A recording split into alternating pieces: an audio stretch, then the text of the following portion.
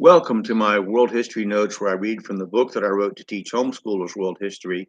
It's a survey. It's called A Bible Believer Looks at World History. That'll tell you what the perspective it comes from. Um, and and You can get the book on lulu.com, amazon.com, at the Bible Baptist bookstore, or just follow me here. I just hope that you'll study world history. You'll not want to agree with my conclusions, especially if you're an atheist or agnostic, Muslim, Hindu, other Protestant, Roman Catholic. You want to agree with my conclusions. You might even be offended by them. That's okay. As long as you're studying world history and have your own conclusions, then I'm happy. Okay, that's great. Um, you don't have to agree with me. You don't have to like me. Um, I just want you to study world history, and I don't mean what somebody else said about it. I mean, look at the evidence that you can find, the firsthand primary sources. Um, and that way you can form an opinion. So, anyway, let's begin. I want to start. We're talking about the rise of fascism, and we we talked about Mussolini. Now, World War I had been ended by our armistice on November 11th, 1918, but it took 6 months to hammer out a treaty at the Paris Peace Conference. Under the provisions of the treaty, the Central Powers were to completely disarm, pay all the damages and cost of the war to the Entente, Allied powers, and to give up their colonial possessions. The treaty satisfied no one, not Germany, who claimed it was designed to destroy them as a nation, nor France, who had lost 1.5 million men and 400,000 civilians and wanted control of Germany's industry and war making ability. The treaty mainly supported, without stating it this way, the supremacy of Britain's worldwide empire. The Versailles Treaty was responsible for humiliating the German people and creating what Matthew Hughes and Chris Mann call in their 2000 book, Inside Hitler's Germany, Life Under the Third Reich. They call them a, quote, people without hope.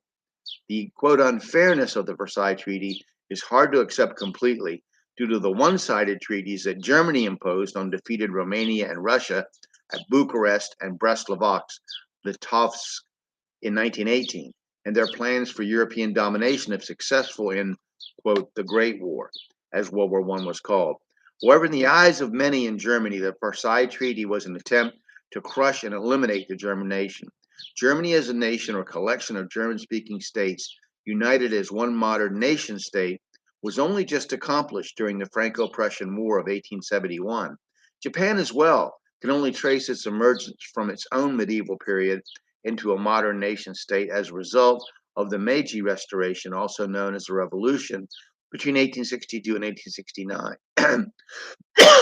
Excuse me.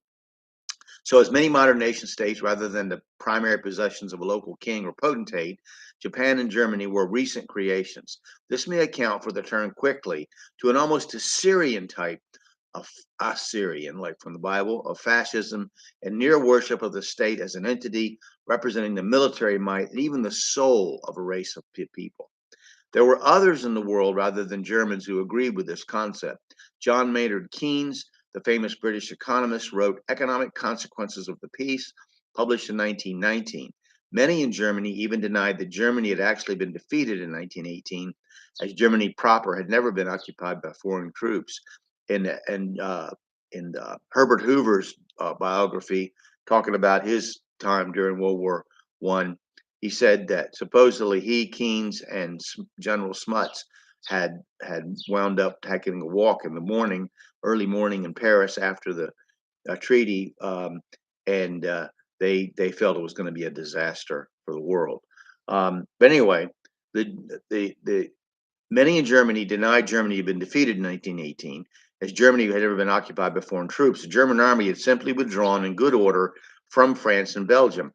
The Nazi Party later called this the stab in the back and accused Marxists and Jews on the home front of betraying the nation.